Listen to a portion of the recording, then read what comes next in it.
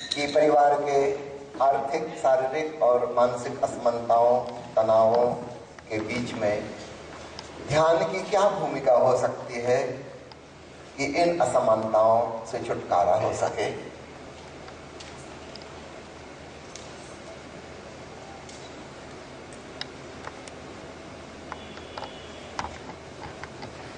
निश्चित रूप से सारी दुनिया में आर्थिक, शारीरिक और मानसिक असमानताएं हैं। This is a fact. कोई गरीब है, कोई अमीर है, कोई शारीरिक रूप से स्वस्थ है, कोई बीमार है, और मानसिक रूप से कोई ज्यादा आईक्यू वाला है, कोई मध्यम आईक्यू वाला है, कोई मेंटली रिटार्डेड है।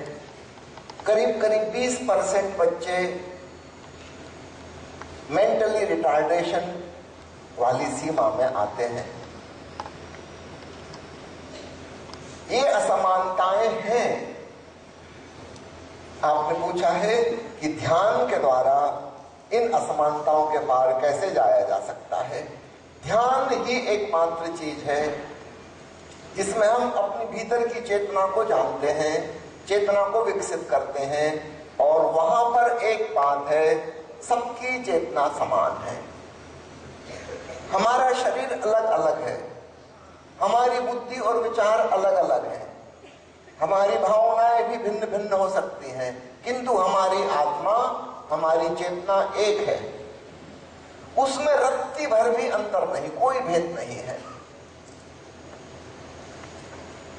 आप जानते हैं पिछली सदी में करीब करीब आधी दुनिया में कम्युनिज्म आया, साम्यवाद आया, और उसने असमानताओं को मिटाने की कोशिश की। एक बड़ा सपना सारी दुनिया ने देखा, कार्ल मार्क्स की सोच के अनुसार, कि सब लोग समानता के तल पर जी सकेंगे, और लगभग आधी दुनिया ने उसको एडॉप्ट किया, उस मॉडल को।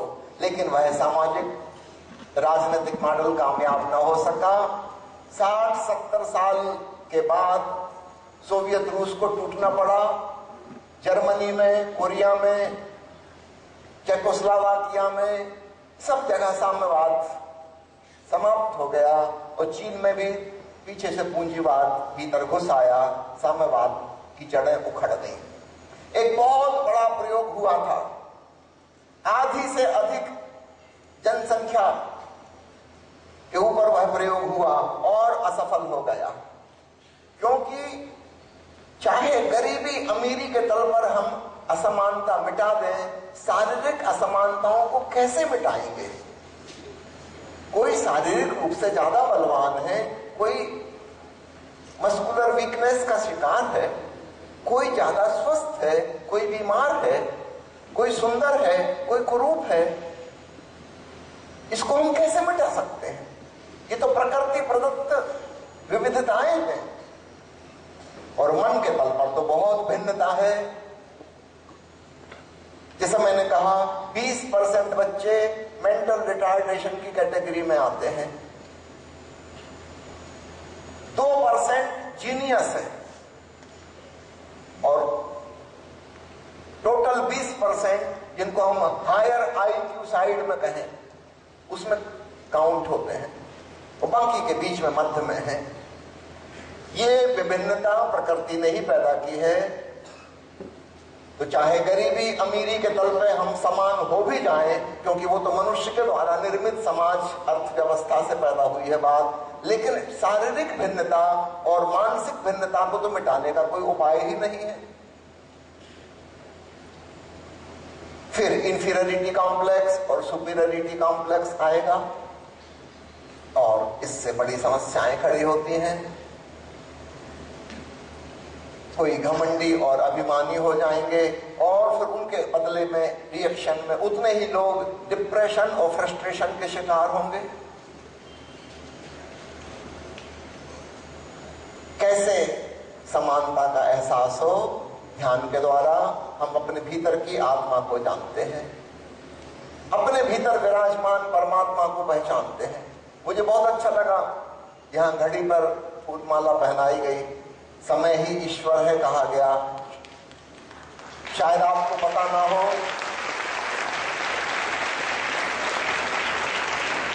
शायद आपने नहीं सुना होगा, थोड़े ही लोगों को पता होगा। आज से 2500 साल पहले भगवान महावीर ने ईश्वर को तो इनकार कर दिया, कहा कि केवल आत्मा है, और आत्मा को समय नाम दिया। जैन शब्दावली में बड़ी भिन्न टर्मिनोलॉजी है। समय को कहा आत्मा और कहा आत्मा ही परमात्मा है। और ध्यान लगाने को, समाधि में डूबने को जैन शब्दावली में कहते हैं सामायिकी, समय में डुबकी। वर्तमान का क्षण ही सत्य है, उसमें डूबना ध्यान है, समाधि है।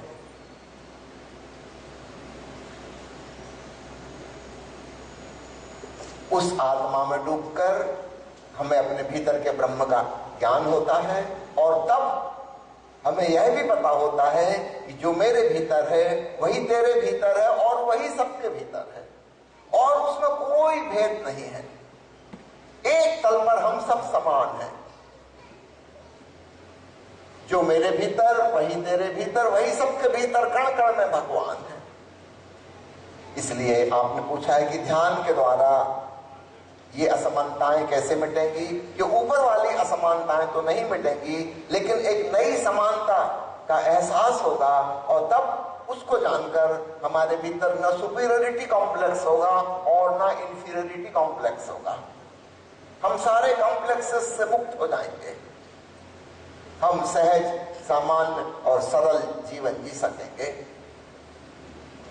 अगला सवाल है कि विद्यार्थी धन के पैकेज और ध्यान की पोटली में सामंजस्य कैसे स्थापित करें।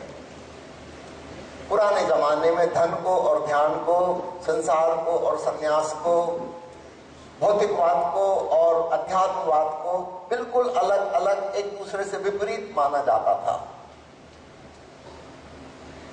मानते थे कि जो लोग भौतिकवादी हैं, मटेरियलिस्टिक हैं, वो स्पिरिचुअलिस्टिक नहीं हो सकते, और जिनको स्पिरिचुअलिस्टिक होना है, अध्यात्मवादी होना है, उन्हें संसार का त्याग करके, धन संपत्ति छोड़ के, घर मकान परिवार छोड़ के, समाज से दूर जंगलों पहाड़ों में गुफाओं में जाके बैठ के ध्यान करना है।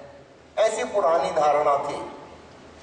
आधुनिक युग में हमारे सदगुरु ओशो ने एक नई क्रांति की। यहां आप देख रहे हैं उनकी किताबों की कुछ टाइटल। इस तरफ शिक्षा में क्रांति, और इस तरफ एक नई मनुष्यता का जन्म। वह नई मनुष्यता क्या है? ओशो कहते हैं नया मनुष्य ऐसा हो कि बाहर के जगत में भी धन संपन्न, और भीतर शांति और प्रेम और समाधि और ब्रह्म ज्ञान में भी संपन्न। बाहर सुख सुविधाओं में जीने वाला, वैज्ञानिक दृष्टिकोण वाला, उन्नत शिक्षा प्राप्त, और भीतर ध्यान की और समाधि में डूबने की कला जानने वाला, और हृदय के तल पर अत्यंत भाव और प्रेम और करुणा में जीने वाला। हम सभी तलों पर संपन्न हो, शरीर हमारा यथासंभव स्वस्थ हो, मन के तल पर हमारी इंटेलिजेंस विकसित हो, हृदय के तल पर हमारा इमोशनल डेवलपमेंट हो। हम आईक्यू की तो बहुत बात करते हैं, इंटेलिजेंट क्वोशिएंट, काश हम ईक्यू पर भी ध्यान दें, इमोशनल क्वोशिएंट। मैं चाहूंगा यहाँ के करता धरता आनंद जी और मंजूषा जी से, आप लोग बहुत सुंदर कार्य कर ही रहे हैं। जैसे आईक्यू टेस्ट करने के पैमाने बन गए हैं, ऐसे ही ईक्यू टेस्ट करने के भी पैमाने हैं, इमोशनल क्वोशिएंट। और आप साल 6 महीने में एक बार सारे स्टूडेंट्स का ईक्यू टेस्ट कीजिए, और जहां कहीं लगता है कि कोई पीछे पिछड़ रहा है, उसके डेवलपमेंट पर हम और ध्यान दें।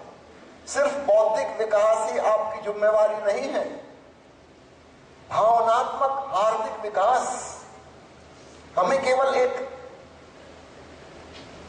ये खोपड़ी में जो कंप्यूटर फिट है, केवल इसी को विकसित नहीं करना है। यहाँ छाती में भी कुछ है, हृदय, उसका भी ख्याल रखना है। हमें केवल एक ज्ञानी मनुष्य नहीं बना के भेज देना है दुनिया में, हमें एक अच्छा मनुष्य बना के भेजना है।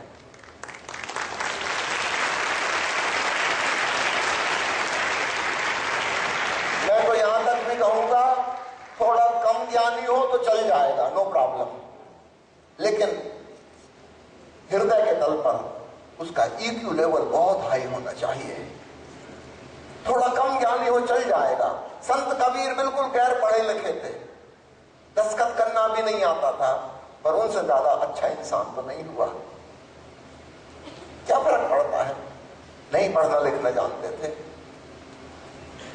और याद रखना, पिछली सदी में 2 विश्व युद्ध हुए हैं जिनमें करोड़ों करोड़ों लोगों की जान ली गई है। हिरोशिमा और नागासाकी, 1 सेकंड में 1-1 लाख लोगों के नगर राख कर दिए गए हैं। ये दोनों विश्व युद्ध उन पढ़े लिखे देशों की पैदाइश है जो बड़े वैज्ञानिक और टेक्निकल ढंग से बहुत विकसित हो गए हैं। ये उनकी देन है, याद रखना। अगर केवल खोपड़ी विकसित हुई तो उसका अंतिम परिणाम तृतीय विश्व युद्ध होगा और कुछ नहीं। हम विकास की तरफ नहीं, विनाश की तरफ जा रहे हैं। सावधान। हाँ, बुद्धि बहुत अच्छी है अगर साथ साथ हृदय भी विकसित हो। शक्ति बहुत अच्छी है अगर साथ साथ शांति भी विकसित हो। यदि केवल शक्ति विकसित हो गई और हृदय में शांति नहीं है और बेचैनी है और परेशानी है और तनावग्रस्त है और डिप्रेशन में है और फ्रस्ट्रेशन में है, हम एक सुंदर मनुष्यता का निर्माण नहीं कर पाएंगे। खूब अच्छे से याद रखना, ये दोनों वर्ल्ड वार विकसित देशों की देन थे।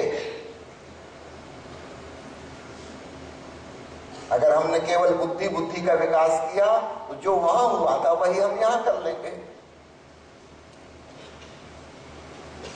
क्या उन्हीं की नकल करनी है, उन्हीं की जेरॉक्स कॉपी? नहीं, जो गलती हो चुकी, अब उससे हम सबक लें और एक नई बात सीखें। पश्चिमी मुल्कों में केवल बुद्धि पर जोर दिया गया था, विज्ञान पर जोर दिया गया था, शक्ति संवर्धन पर जोर दिया गया था। अब हम उसमें एक नई बात जोड़नी होगी, हम हार्दिक विकास पर, आत्मिक विकास पर भी जोर दें। ये बच्चे प्रेमपूर्ण हैं कि नहीं, ये बच्चे ध्यानपूर्ण हैं कि नहीं, ये शांत बैठ सकते हैं कि नहीं 10 मिनट, इनको समाधि में डूबने की कला भी सिखाएं। तब हम एक नई मनुष्यता का जन्म दे पाएंगे जो सब प्रकार से वेल बैलेंस, पूर्णतः संतुलित होगी। शरीर भी सुंदर, स्वस्थ, मन भी मजबूत, विचार करने में कुशल, वैज्ञानिक ढंग की सोच विचार वाला, हृदय प्रेम और करुणा से ओतप्रोत एक अच्छा मनुष्य, और आत्मिक तल पर ध्यान और समाधि में डूबने में सक्षम, आत्मा और परमात्मा को जानने वाला व्यक्ति। इस व्यक्ति से हम उम्मीद नहीं करते कि ये युद्ध करेगा और विनाश करेगा और विज्ञान का उपयोग युद्धों के लिए करेगा। फिलहाल पूरे विज्ञान का अंतिम परिणाम युद्ध की ओर है, इसको खूब अच्छे से जान लीजिए। सारी टेक्नोलॉजी फाइनली वार ओरिएंटेड है। हमें छोटे रूप में दिखाई नहीं पड़ती, जब बड़े रूप में देखो तो पूरी दुनिया 3rd वर्ल्ड वार की तरफ जा रही है। यदि इसमें हमें एक टर्निंग पॉइंट लाना है तो हमें 2 नई चीजें और शिक्षा में जोड़नी होंगी। इस तरफ देख रहे हैं हम, शिक्षा में क्रांति किताब। मैं चाहूंगा यहाँ जितने पेरेंट्स बैठे हैं, ओशो की यह अद्भुत किताब जरूर पढ़ें, शिक्षा में क्रांति। और विशेषकर जो शिक्षक हैं उनके ऊपर तो बहुत बड़ी जिम्मेवारी है। कसम खा लीजिए, हमें पश्चिम की नकल नहीं करनी है। जो काम एक जगह हो चुका और हमने पाया उसके परिणाम अच्छे नहीं हैं, हम वही बात रिपीट क्यों करें? हाँ, उसमें जो अच्छाई है वो चुन लेना और जो बुराई थी उसको छोड़ देना। कहाँ भूल चूक थी वो समझ लेना, और तब हम एक नए मनुष्य को जन्म दे पाएंगे जो बाहर की दुनिया में भी संपन्न हो और भीतर आत्मा की संपदा को भी जानने वाला हो। धन और ध्यान दोनों। ओशो ने इसको संक्षेप में कहा है झोरवादी बुद्धा। जहां झोरवा प्रतीक है, एक ग्रीक उपन्यास एक ग्रीक नाटक का पात्र है, वो प्रतीक है मटेरियलिस्ट का, पदार्थवादी का, भौतिकवादी का, शरीरवादी का, भोगवादी का। और बुद्ध प्रतीक है अध्यात्मवादी के, ध्यान के, परमात्मा के, समाधि के। इन दोनों का समन्वय चाहिए। अकेले बुद्ध भी अच्छे नहीं, भीख मांग रहे हैं, और अकेले अल्बर्ट आइंस्टीन भी सही नहीं। क्या ऐसा नहीं हो सकता बुद्ध और आइंस्टीन का मिलन? हो सकता है, और यही सद्गुरु ओशो की देशना है। अगला सवाल है, अभिभावक अपने बच्चों की खुशी और सफलता का पाठ उन्हें कैसे पढ़ाएं? याद रखना, सफलता मिलती है बुद्धि के विकास से और खुशी मिलती है हृदय के विकास से। तो मुझे ज्यादा विस्तार में जाने की जरूरत नहीं, इस बारे में बात हो चुकी है। अभी तक हम लोग केवल एक पक्ष को ही बहुत एम्फसाइज कर रहे हैं, बुद्धि कैसे विकसित हो जाए, कंपटीशन में बच्चा आगे कैसे निकल जाए। और जितना ही हम कंपटीशन सिखाते हैं उतने ही बच्चे हृदयहीन होते चले जाते हैं, क्योंकि कंपटीशन आधारित है ईर्ष्या पर। It depends on jealousy. और ईर्ष्या में जिससे हमें ईर्ष्या है उसे हम अपना शत्रु मानते हैं। कहने को हम कह रहे हैं कि हम तो क्लास फेलो हैं, फ्रेंड्स हैं, पर हम फ्रेंड्स हो नहीं सकते, क्योंकि इन्हीं से तो हमारी ईर्ष्या है, इन्हीं के तो आगे निकलना है, इन्हीं को तो पीछे पछाड़ना है। हर अभिभावक कह रहा है कि तुम क्लास में फर्स्ट आना। ये कैसे संभव है? क्लास में 50 बच्चे हैं, एक ही फर्स्ट आ सकता है, बाकी 49 तो नहीं आ सकते। हमने सबके मन में जहर बो दिया, ईर्ष्या का बीज बो दिया, द्वेष का बीज बो दिया। फिर हम उम्मीद करते हैं कि इन बच्चों के जीवन में खुशी हो। खुशी नहीं हो सकती, इनके जीवन में तनाव होगा, ये टेंशन की जागृत मूर्त होंगे। जो फर्स्ट आ गया है वो भी टेंशन में कि अगली साल पोजीशन कायम रखनी है, वरना नाक कट जाएगी, माता पिता को क्या मुंह दिखाएंगे। और जो बेचारे असफल हो गए, फर्स्ट आ नहीं पाए, वो तो टेंशन में है ही, अगली साल उन्हें फर्स्ट आके दिखाना है। ये जो अभी फर्स्ट आया ये उनका दुश्मन है। हमने शत्रुता के बीज बो दिए कंपटीशन को शिक्षा का आधार बना के। स्वभाव है, आप पूछेंगे अगर कंपटीशन नहीं होगा तो फिर ये जो शिक्षा में प्रगति हो रही है किस आधार पर होगी? सद्गुरु ओशो ने शिक्षा में क्रांति नामक प्रवचन माला में इसका उत्तर दिया है। मैं बहुत संक्षेप में बता रहा हूं। उसमें सफलता भी मिलेगी और खुशी भी मिलेगी, प्रगति भी होगी और दुश्मनी भी नहीं होगी। और वो आधार है दूसरे से कंपटीशन नहीं, दूसरे के आगे नहीं निकलना है, अपने ही अतीत के आगे बढ़ना है। You have to compete with your own past.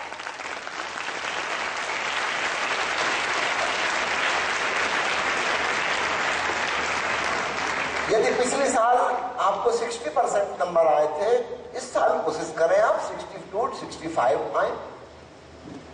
इतना तो कर ही सकते हैं, स्वयं से आगे निकले, दूसरे से आगे हम नहीं निकल सकते। जिसको 99 आए थे, ये 60 वाला उससे कैसे कंपीट कर सकता है? हमें इस बात का एहसास होना चाहिए, हम सबकी मानसिक क्षमताएं अलग अलग हैं। जैसे हमारे शरीर अलग अलग हैं।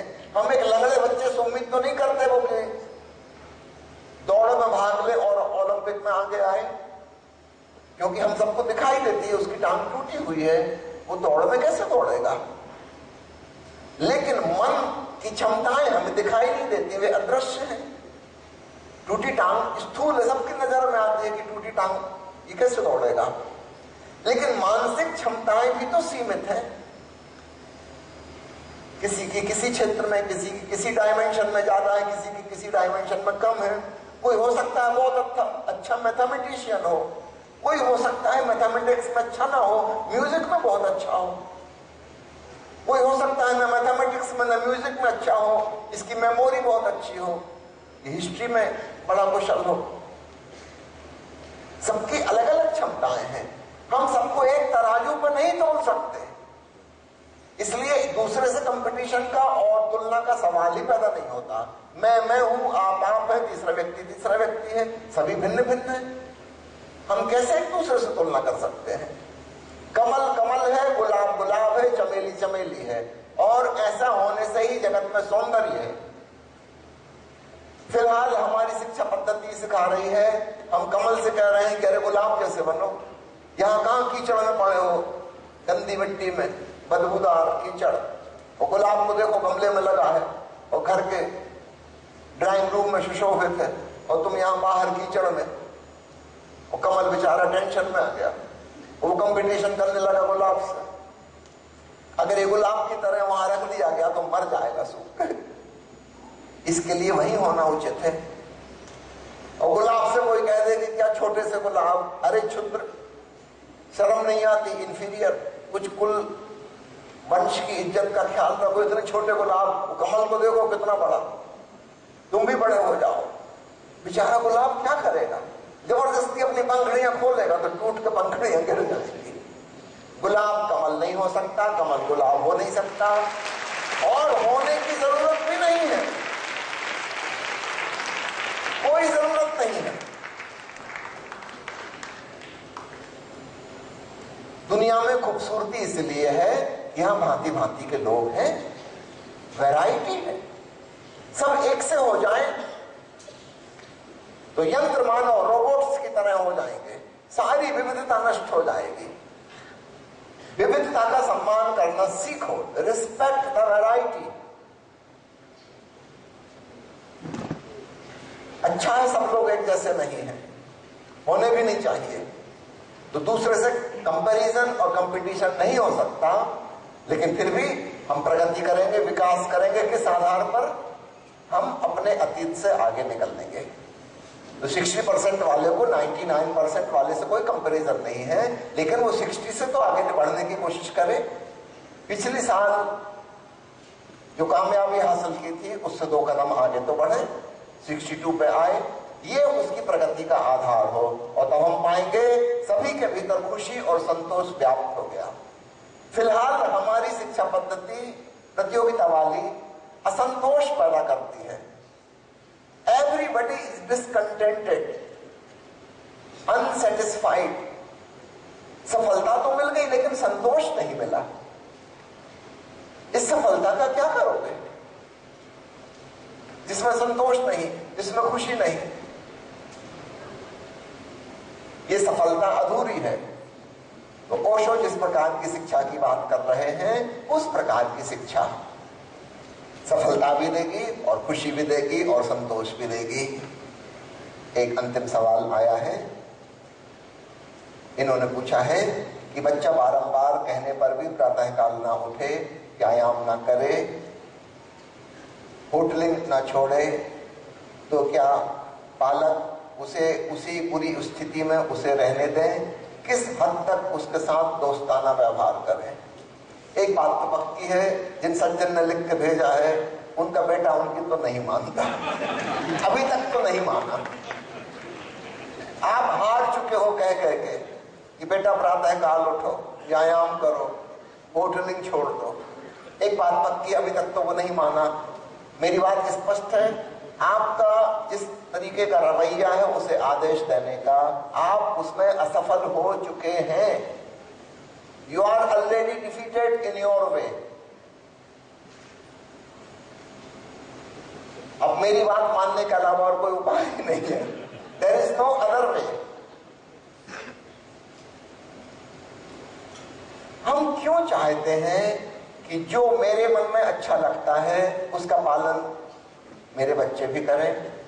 आपको हो सकता है सुबह उठना अच्छा लगता हो, आप क्यों जिद कर रहे हैं कि बेटा भी सुबह उठे? अलग अलग उम्र में अलग अलग नींद की जरूरत होती है।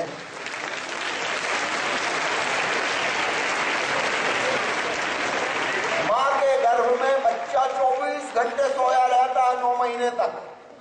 अच्छा है बूढ़ों की नजर उन पर नहीं पड़ी अभी तक, उनके बीच में ही जगा दे। 9 महीने 24 घंटे सोया रहता है। जन्म के पश्चात 20-22 घंटे सोता है, फिर 2-4 महीना उम्र होने पर 18 घंटे, 16 घंटे, फिर साल 1.5 साल का होते होते 14-15 घंटे सोने लगता है। धीरे धीरे नींद कम होती जाती है और वयस्क उम्र आते आते लगभग 8-9 घंटे की नींद रह जाती है। उसके लिए इतनी नींद जरूरी है। जैसे जैसे शरीर का निर्माण कार्यबंद होता जाता है, अर्थात बुढ़ापा आता जाता है, अब शरीर की सेल्स नष्ट हो रही हैं, कुछ नया निर्माण नहीं हो रहा, अब नींद की जरूरत भी ना रही। इसलिए 50 साल के बाद धीरे धीरे नींद कम होने लगती है। 6 घंटे 5 घंटे, 60-70 के साल पहुंचते पहुंचते 4 घंटे में पूरी हो जाती है। जो लोग लंबी उम्र जीते हैं 80, 85, 90 साल, उनके लिए 2-3 घंटे पर्याप्त है।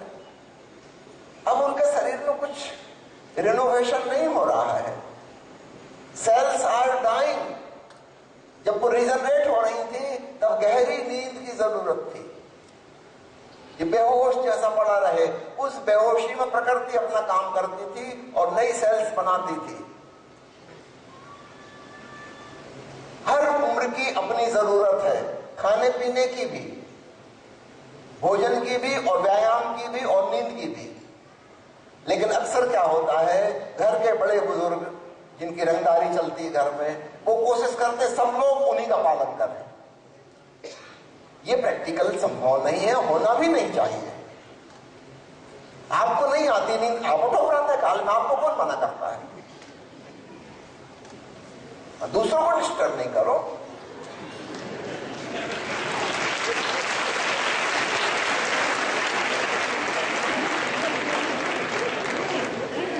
हम अपनी इच्छा दूसरों पर थोपने वाले कौन हो गए? इसी को तो मैं आतंकवादी कह रहा था।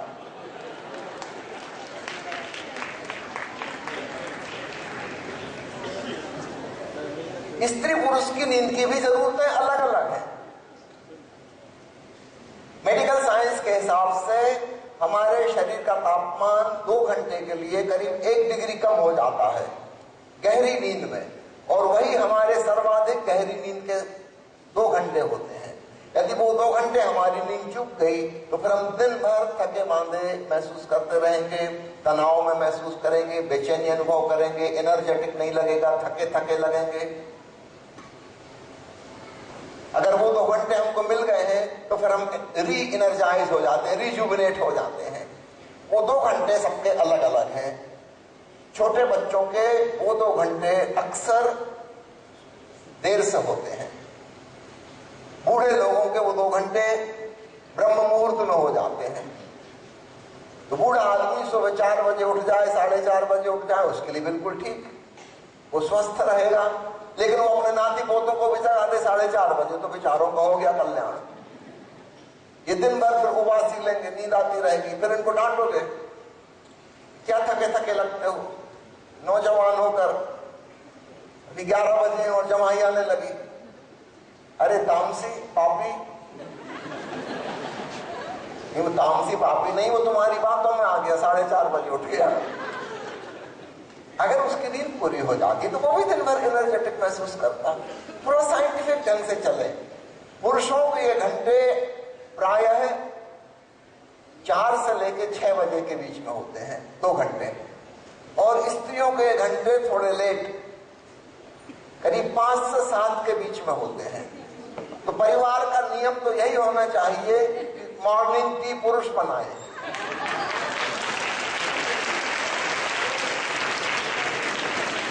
या बुजुर्ग लोग बनाए,